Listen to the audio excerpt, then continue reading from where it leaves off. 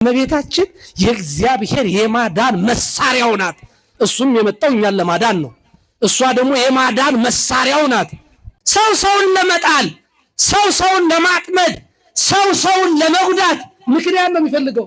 ቃላችሁን ነው የሚጠብቀው፣ ንግግራችሁን ነው የሚጠብቀው። መራራውን የጠጣው ጎምዛዛውን የጠጣው 6666 ጊዜ የተገረፈው በቀራንዮ ቃሉን የዋለው ለኛ ነው። በምላሳችን ገደል የሰደርነው፣ በምቀኝነት ገደል የሰደርነው፣ አዎ በኑሮው በጎረቤታችን ገደል የሰደርነው ስንት ሰው አለ። ገነትን ለከብት አላዘጋጃትም፣ ለእንስሳት ማጎሪያ አይደለም የፈጠራት፣ ለኛ ነው፣ ለሰው ልጆች ነው።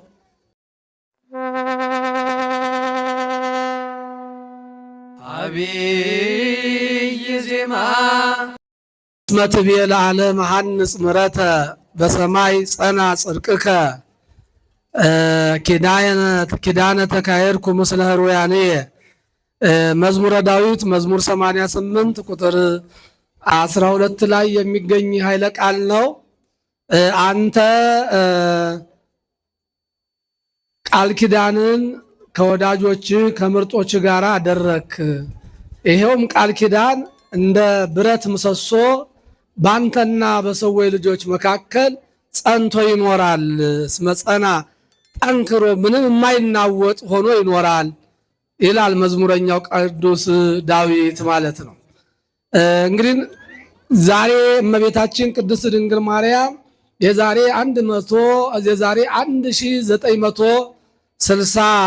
1966 ዓመተ ምህረት አካባቢ ማለት ነው። እመቤታችን ያረፈችው በ49 ነው። 49 የምንለው ይሄ ዓለም ከዳነ በኋላ ዓለም ያው እንደምታውቁት በሽተኛ ሆኖ ይኖር ነበረ። ለ5500 ዓመት እኛና እግዚአብሔር ተለያይተን እንኖር ነበረ ማለት ነው። እና ያኛውን ብዙ አንቆጥረውም። ያ ክፉ ዘመን ነው። ያ የብሉይ ኪዳን ዘመን የሰው ልጆች ጩኸት የማይሰማበት የአባቶቻችን መስዋዕታቸው በእግዚአብሔር ፊት ተቀባይነት የሌለበት የሞት ዘመን ነበር። ያ የመከራ ዘመን ነው። አሁን ሰው አንድ ብሎ የሚቆጥረው ጥሩ ኑሮ መኖር ከጀመረበት ነው። ያሳለፈውን ኑሮ የስቃይ ኑሮ አይቆጥረውም። ያማ በህመም በደዌ ነው። እና እኛም ዓመተ ምሕረቱን የምንቆጥረው 2018 ደረስን ስንል ነፃ ከወጣን ጀምሮ፣ አዎ አሳሪው ከታሰረ፣ ገዳዩ ከተገደለ፣ መቃብር ባዶውን ከቀረ፣ ክርስቶስ ከነገሰ፣ አዳም ነፃ ከወጣ፣ እኛ የእግዚአብሔር ከሆን መሆናችን ከተረጋገጠ እነሆ 2018 ዓመተ ምህረት ሆነ እንላለን። ዓለም ከተፈጠረ ጀምሮ 7500 ምናምን ሆኗል። ያኛውን ስለማንቆጥረው ነው 49 የምንለው ጌታችን ከተወለደ ወዲህ ማለት ነው። እና ክብርት ቅድስት ድንግል እመቤታችን ያረፈችው በ49 ዓመተ ምህረት ነው። ወደ ልጇ መቃብር እየወጣች የምትጸልየው ሳታርፍ ነው፣ በሕይወተ ሥጋ እያለች ማለት ነው። ከመሞቷ 2 ዓመት 3 ዓመት ሲቀራት ወደ ጎልጎታ ወደ ልጇ መቃብር እየሄደች ትጸልይ ነበረ። እና ያን ቃል ኪዳን ከተቀበለች ይሄን ያህል ዓመት አስቆጥሯል። ሰፊ ጊዜ ነው ማለት። የእግዚአብሔር የሆኑ ነገሮች አይቋረጡም። ብዙ ነገሮች ተቋርጠዋል።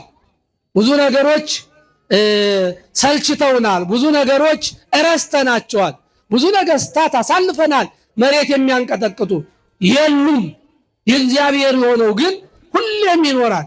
እና እመቤታችንን ስናከብራት 1966 ወይም 67 ዓመታት አስቆጥሯል። ይህን ቃል ኪዳን ከተቀበለች ማለት ነው። እናቱን ያከበረ እግዚአብሔር ስሙ የተመሰገነ ይሁን። አመስግኑት። የምስጋና ቀን ነው። የትምህርታችን ርዕስ የሚሆነው ከዚሁ ላይ ኪዳነ ተካሄድኩ ነው የሚለው። ቃል ኪዳን የሚለውን እንወስዳለን።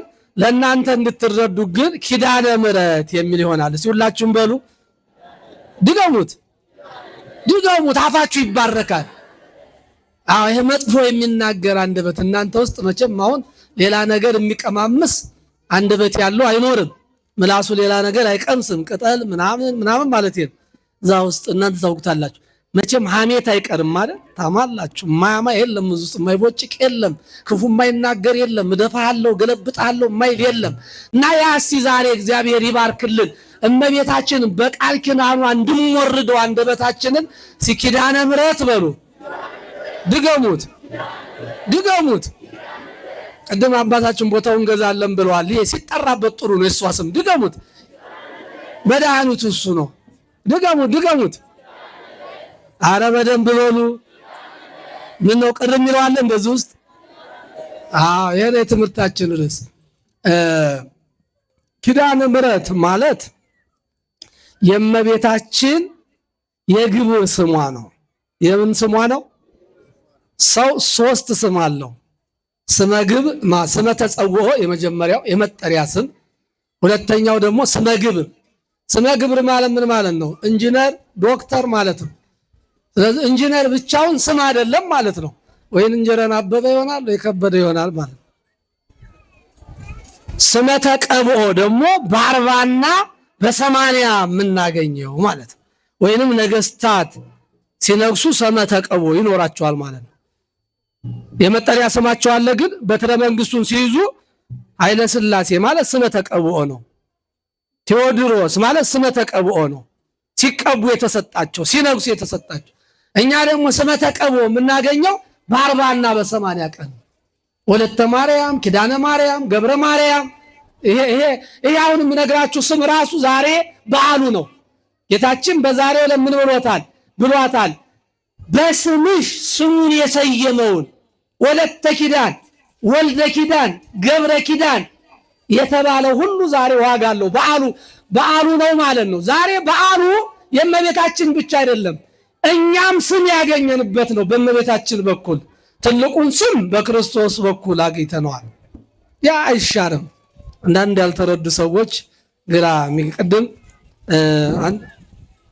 ዘማሪ መቅደስ ትመስለኛለች ፀሐይ ጽድቅ ስትል ሰምቻለሁ ፀሐይ ጽድቅ ክርስቶስ ነው ይሄ ምንም አያሻማም እሷ ግን ምስራቅ ናት አንቲ ምስራቅ ሲበሉ ተናገሩ አንቲ ምስራቅ ወወልድኪ ፀሐይ ጽድቅ ቁጭ ብሏል ቀለሙ ማለት ቁጭ ብሏል ማለት ብትባልም በዚህ በሚጠፋው ፀሐይ እሷንም ፀሐይ ብንላት ምጠፋ ፀሐይ ማለት ነው ምትጠልቅ ፀሐይ ናት እሷ እምትሞት ማለት ነው ሞታለች እሱን ደግሞ ፀሐይ ስንለው ከፍጡራን ስንለየው የማይጠልቅ ፀሐይ እንለዋለን የማይጠልቅ ፀሐይ የማይጠፋ ፋኖስ ነው ብንጠራውም ለፍጡርና ለፈጣሪ የምንቀጽለውን እናውቃለን እና እመቤታችን ዛሬ ቃል ኪዳን ስትቀበል በስምሽ ልጁን የሰየመ ብሏታል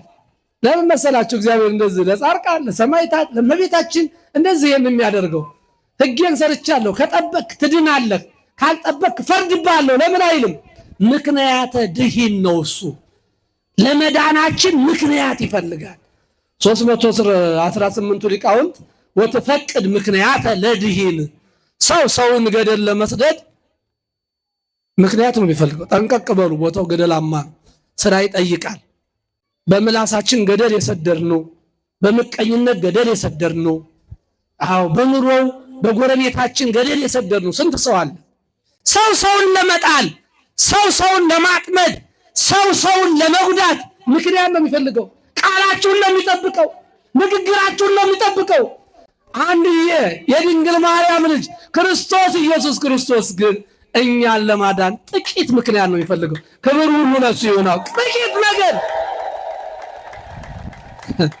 ጥረኛው እኮ ምክንያት ነው ሰው የሚያድን መሰላችሁ 78 ነፍሳት የበላ ሰው በጥረኛው አዳነ ሲባል ምንድነው የሥላሴን ቸርነት ነው ምናየው እሱ ሰው እንዲድን ነው የሚፈልገው ገነትን ለከብት አላዘጋጃትም ለእንስሳት ማጎሪያ አይደለም የፈጠራት ለኛ ነው ለሰው ልጆች ነው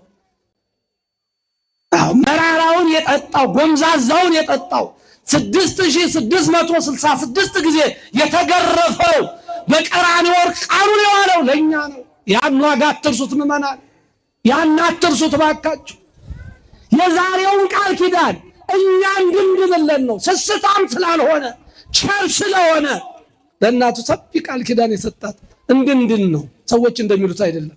ሰዎች ንፉግ ስለሆኑ፣ ስስታሞች ስለሆኑ፣ ምቀኞች ስለሆኑ፣ ጥላቻ የነገሰባቸው ስለሆኑ ሰው ዝም ብሎ ሲያገኝ ደስ አይላቸው። አሁን ከሌ ሎተሪ ወጣለት፣ ጥሩ ስራ አገኘ፣ ቤት ሰራ፣ መኪና ገዛ ስትሏቸው ሌላ ስም ነው የሚሰጡት። አስጠንቁሎ ይሆናል ነው የሚሏቸው። ዓለም ስመኛ ናት። ዓለም ስመኛ ናት። እኛ ግን ስም ሳይኖረን ስም ያገኘነው በዛሬው ዕለት ነው፣ በእመቤታችን ነው። ይሄንን ቃል ኪዳን ለእናቱ የሰጠ እግዚአብሔር ስሙ የተመሰገነ ይሁን። በቤተ ክርስቲያናት ካመሰገናችሁ በደንብ አመስግኑ። እንኳን ለእመቤታችን በአብይ ጾም እልልታም አልነበረም፣ ከበሮም አልነበረም። እስኪ የናፈቃችሁ ይውጣላችሁ፣ መቼም ይውጣላችሁ። በዓሉ መቼም ጻድቃንም ሆነ እመቤታችን ሌላ ጊዜ አይከብሩም በሚል የሊቃውንት ብይን ይባላል እንጂ በአብይ ጾም ምንም ነገር እንቅስቃሴ የለም ማለት ነው። ጸጥ ብሎ ነው የሚደረገው የነበረው እና ይሄም በጎ ነው እና በቤተ ክርስቲያናችን 7 ኪዳናት አሉ። 7 ኪዳን ስንት ኪዳናት አሉ? 7 ኪዳናት አሉ። ኪዳን ማለት ይኸውልሽ፣ ኪዳን ማለት ውል፣ ስምምነት፣ መሐላ ማለት ነው። በሰጭና በተቀባይ መካከል ታውቁታላችሁ። ቤት የምገዙ መኪና የምገዙ ማለት ያ ማለት ነው። በገዥና በሻጭ መካከል በሰጭና በተቀባይ መካከል የሚደረግ ከሁለቱ አንዱ ቢከዳ አስሮ የሚይዝ መዝገብ ዶሲ ማለት ነው። ቃል ኪዳን ማለት እኛ ከእግዚአብሔር እንዳንርቅ አስሮ የያዘን ይሄ ቃል ኪዳን ነው። እመቤታችን እኛን ለማስማር ዛሬ በልጇ ፊት በ10 ጣቷ ፈረመችልን። ክብር ይግባት የአምላክ እናት። እናሳፍራት ይሆን? እንከዳት ይሆን? መቼም አንድ ሰው ዋስ ሲሆን አምኖበት ነው የሚሆነው እኮ አምኖበት በቃ እኔ ለከሌ ዋሰዋለሁ ይላል። አሁን ዘመን ዋስ ጠፍቷል። ብዙ ሰው ዋስ የለው። ዋስ ዘመድ አለ ይብላችሁ እንዳታስቡ። የለም፣ እሷው ናት ዋስ። ዓለም ከዳተኛ ነው። ዓለም ውሸታም ነው። ምስክር ሆኖ ያሳስራችኋል። እንደውም አብሮ ነው የሚያጠፋችሁ። ዛሬ ጥላችሁንም እንዳታምኑ። የለም፣ ዋስ ሆነችን። ልጄ ከነሱ ስተት ካንተ ምሕረት አይጠፋም። እኔ ወደ አንተ ለማቅረብ እነሱን ለማማለድ ለነሱ ጠበቃ ለመሆን በጣቴ በ10 ጣቴ እፈርማለሁ አለች። ለኛም ብላ ነው የሞተችው። አንዳንድ ሰዎች ቅር ቢላቸው ክብር ይግባውና አምላካችን መድኃኒታችን ኢየሱስ ክርስቶስ እናቱ ድንግል ማርያምን እናቴ ሙች እንጂ አላት። እንዴ ያንተ እናት ሆኜ እንዴት ሞታለሁ? በጣም እኮ የሚገርም ቃል ነው። ደስ ይላል እኮ። ደንቆሮች ብዙ ይላሉ እንጂ አልሞትም ማለት የትንቢት አይደለም፣ ያለ መታዘዝ አይደለም። የህይወት እናት ሆኜ እንዴት ሞታለሁ? አንተ ህይወት ነህ፣ አንተ ትንሣኤ ነህ። እንዴት ያንተ እናት ሆኜ ሞታለሁ? እውነቷን እኮ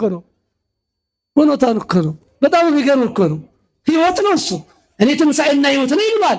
እንዴት ሞታለሁ ያለችው ለዚህ ነው። ምንም አላለም ጌታ። እሱ ከሞቶ ተነስቶ ካረገ በኋላ ነፃነት ከተሰበከ በኋላ ሲኦል የገቡትን ነፍሳት አሳያቸው። በጣም ይሰቃያሉ። እነዚህ እንዴት ሆነው ይወጣሉ አለችው። ደግሞ እሷ አይ አልሞትም ያለ ሰው ቢሞትላቸው ይወጣሉ አላት። ሙች ሲላን ነው፣ አልተጫናትም። በዘዴ ሲነግራን ነው፣ በጥበብ ሲነግራን ነው። እናቱን አያሳፍርም። እሱ ለእናቱ እኮ እየታዘዘ ነው ያደገው። ምንድን ነው የሚሉ ሰዎች? እናቱን እምቢ ብሎ ያውቃል እሱ። የሉቃስ ወንጌል ምዕራፍ 2 ቁጥር 42 ጀምሮ ሊቀን ዘይት እዘዝ ለአዝማዲሁ እንተ ይእቲ እሙ፣ ለእናቱ እየተላላከ ውሃ ቀዳ ስትለው በወንፊት እየቀዳ አምላክነቱን እየገለጸ እሳት አንጣ ስትለው በጭድ እያመጣ ነው ያደገው እና ለእነዚህ ሳለች እመቤታችን በጣም ይገርማል። አንድ አይደለም 7 ልሙትላቸው። አመስግኗት በእውነቱ እችንና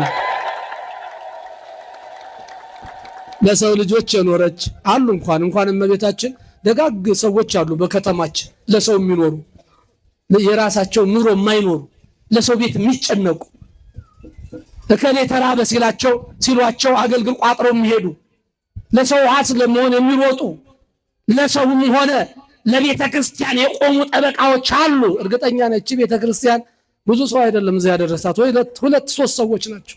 የብዙ ተሳትፎ እንዳለ ሆኖ አሉ ለቤተ ክርስቲያን ራሳቸውን የሰጡ ለሰው የሚኖሩ። እመቤታችን 64 ዓመት በዚህ ምድር ስትኖር ለሰው ለራሷ አልኖረችም፣ ለሰው ነው የኖረችው። ስትንከራተት በነገራችን ላይ እመቤታችን የእግዚአብሔር የማዳን መሳሪያው ናት። እሱም የመጣው እኛን ለማዳን ነው። እሷ ደግሞ የማዳን መሳሪያው ናት። ዝም ብለው አሁን ይሄንን መሬት ልቆፍር ብትሉ በምንድን ነው የምቆፍሩ? በዶማ ነው። መሳሪያ ያስፈልጋል። እግዚአብሔርም በአካለ ከይሲ የተደበቀውን የተሰወረውን ሰይጣን ድል ያደረገው በአካለ ብእሲት በድንግል ማርያም ሰውነት አድሮ ነው።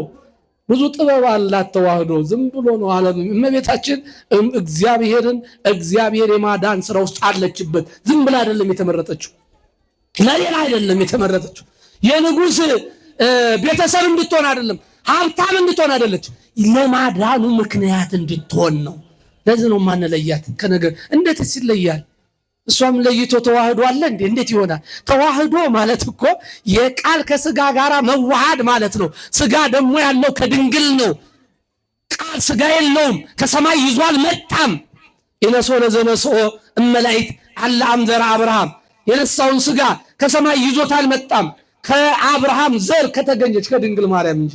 ለዚህ ነው ነገረ ድነት ውስጥ እመቤታችን አለች የምንለው። በደንብ ነው ያለችው። እና የመጀመሪያው ኪዳነ አዳም ይባላል። ምን ይባላል? ኧረ ተናገሩ። እንደዛ አካባቢ ህዝብ አይናገርም እንዴ? ነው አርምሞ ይዛችሁ ነው? ይህ ያቋረጥናችሁ በዚህ በጾም አርምሞ ይያዛ ይፈቀዳል። በዚህ በጾሙ የመጀመሪያው ምን ይባላል? ኪዳነ አዳም። ኧረ በሉ ኪዳነ አዳም። የመጀመሪያው አዳም ሲወርቅ እትወለድ እሞለተ ወለትከ ወዲክ ውስተ መርህከ ወእትቤት ዘወከ በሞትየ ወበመስቀልየ። ከልጅ ልጅ ተወልጄ የልጅ ልጅ የተባለች እመቤታችን ናት። ተፈጸመ ሐና በወለትኪ ተስፋ ቅዱሳን አበውኪ ተብላለች። ሐና የነቢያት ሁሉ ተስፋ የአባቶችሽ የነ ኢሳይያስ የነ ኤርምያስ የነ ዳንኤል የነ ሕዝቅኤል ሁሉ ተስፋ በልጅሽ በድንግል ማርያም ተፈጸመ ይላል። ከልጅ ልጅ ተወልጄ አድንሃለሁ በ5 ቀን ተኩል አለው። የመጀመሪያው ቃል ኪዳን ይሄ ነው። የእመቤታችን ቃል ኪዳን ደግሞ ኪዳነ ምሕረት የሚለው አካላዊ ቃል ኢየሱስ ክርስቶስ ከድንግል ማርያም ከተወለደ በኋላ ሳይወለድ ገና ነው የተጀመረው። ልብ በሉ። እግዚአብሔር ዓለሙን ለማዳን ዝም ብሎ አይደለም የመጣው፣ ፕሮግራም ነበረው። እንኳን ፈጣሪ ፍጡር ፕሮግራም ይዞ ነው። የአጭር ጊዜ፣ የመካከለኛ ጊዜ፣ የረጅም ጊዜ ያወጣል የሰው ልጅ እንኳን ፈጣሪ ማለት የመጀመሪያው ቀጠሮ። እንደውም በገላትያ 4:4 ላይ የቀጠሮ ጊዜ ሲደርስ ከሴት የተወለደ ልጁን ላከ ይላል። ሴት ማለት የሴት የሚለው ስም ስድብ እንዳይመስላችሁ የክብር ስም ነው። በዕብራውያን አጠራር የክብር ስም ነው።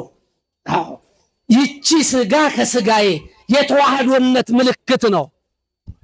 እና የመጀመሪያው ኪዳነ አዳም ነው የሚባለው። አዳም ከእግዚአብሔር በተለየ ጊዜ ዕፀ በለስም በበላ ጊዜ ከልጅ ልጅ ተወልጄ በሜዳ ድኬ ሞቼ ተሰቅዬ አድንሃለሁ ብሎታል። የመጀመሪያው ይህ ነው። አመስግኑ እግዚአብሔር እልል በሉና። የመጀመሪያው ኪዳነ አዳም ነው። ለአባታችን ለአዳም የተሰጠው ቃል ኪዳን። ሁለተኛው ሰዓት እንዳይሄድብን ኪዳነ ኖህ ነው። ያው መጀመሪያ እግዚአብሔር ለአዳም ከሰጠው ኋላ ደግሞ ለኖህ ቃል ኪዳን ገብቶለታል። እግዚአብሔር ኖህን ያው እንደምታውቁት ንፍር ውሃ ምድሪቷን ቀቀላት። ምድር በንፍር ውሃ ጠፋች። ዓለም በሙሉ ማለት ነው። እስራኤል ብቻ ሳትሆን ዓለም በሙሉ የኛም ሀገር ሁሉም ዓለም ሲባል ሁሉ ነው የሚያጠቃልለው። እግዚአብሔር የፈጠረው ፍጥረት የሰዎች ልጆች የእግዚአብሔርን ሕግ ተላለፉ። እግዚአብሔርን አሳዘኑ።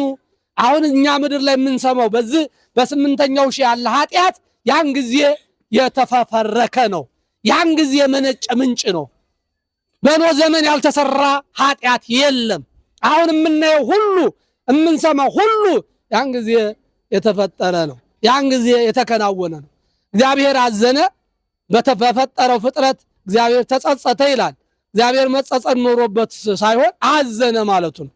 እኔ ለክብር ፈጥሬያቸው፣ እኔ ለዝማሬ ፈጥሬያቸው፣ እኔ ለምስጋና ፈጥሬያቸው እነሱ እንስሳ ይሆናሉ ብሎ አዘነ እግዚአብሔር።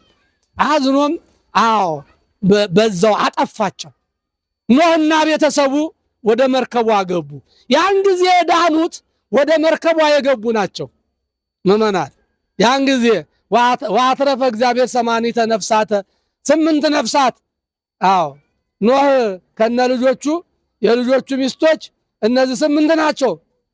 8 ሰው ሲቀር ዓለምን በሞላ ጠፋው እግዚአብሔር። ንፍር ውሃው ከጎደለ በኋላ እግዚአብሔር ኖህን ከመርከብ ውጣ አለው። አልወጣም አለ ኖህ። አንተ የኛን ኃጢአት እየተከታተልክ ማጥፋትህ አይቀርም፣ እኛም ኃጢአት መስራታችን አይቀርም፣ አልወጣም አለው። የእግዚአብሔር ወዳጆች እግዚአብሔርን ያዙታል። እንደዚህ ናቸው። ከፍቅራቸው የተነሳ ነው። በዚህ ጊዜ ምን አለው እግዚአብሔር? አላጠፋህም፣ አማኔ እብለከ፣ እውነት እልሃለሁ፣ እሰይም ቀስቴ በውስተ ደመና፣ እነሆ በደመናው መካከል ቀስቴን አደርጋለሁ። የማርያም መቀነት የምንለው ማለት ነው። ይኸው እዚህ ጋር የምታዩትም ይሄ ባንዲራው ላይ አለ። ይሄ ማለት በደመናው መካከል ላንተና ለኔ ምልክት የሚሆን ቀስተ ደመና አደርጋለሁ። እውነት እልሃለሁ ዳግመ እያማስና ለምድር በማየሃይ፣ ከዚህ በኋላ ምድርን በንፍር ውሃ ላላጠፋት እውነቴን ነው ራሴን ብሎ ማለለን ነው። ተመልከቱ። አሁን ምድራችን ለሚሰራው ኃጢአት ከዛን ጊዜ ከሚሰራው ኃጢአት የተናነሰው ነው አይደለም። ግን የእግዚአብሔር ቃል ጠበቀው። እግዚአብሔር ሰው አይደለም፣ አይዋሽማ። ሰው ቢሆን ይህን ጊዜ ቃሉን አፍርሶ ስንት ያጥፍቶን ነበር እንጂ ኃጢአቱ ዛሬም አለ። ሌላው አዲስ ዘመን ሐዲስ ላይ ስለሆን የቃል ኪዳን የሐዲስ ኪዳን ዘመን ስለሆን ይሄ የምሕረት ዘመን ስለሆነ ነው ዝም ያለን እግዚአብሔር። ሁለተኛው ይሄ ነው። በኦሪት ዘፍጥረት ምዕራፍ 7 8 9 አንብቡት ታገኙታላችሁ። እንደውም የዛሬው በዓል እሱ ላይ ነው የሚያተኩረው። በደንብ አንብቡት። እኔ ሰዓት እንዳልፈጅ ነው። ሶስተኛው ኪዳነ አብርሃም ነው። አብርሃምን ታውቁታላችሁ። በኦሪት ዘፍጥረት ምዕራፍ 12 ላይ ታሪኩ እንደተጻፈ እኔ ጋሻ ነኝ፣ ባርኮ ባርከከ፣ እየጨመርኩ ባርካለሁ ይላል። በጣም ይሄ ቃል ይገርመኛል። እስቲ በሉ እየጨመርኩ በሉ እስቲ እባርካለሁ። እስቲ ንገሙት፣ እየጨመርኩ እባርካለሁ ወይንም እያከታተልኩ እባርካለሁ አለው እግዚአብሔር። እያከታተለ ይባርከን እግዚአብሔር። አንዴ ብቻ እኮ ባርኮ አይበቃም እሱ። ክብር ምስጋና ደስ ይሁን። ኧረ መስገኑ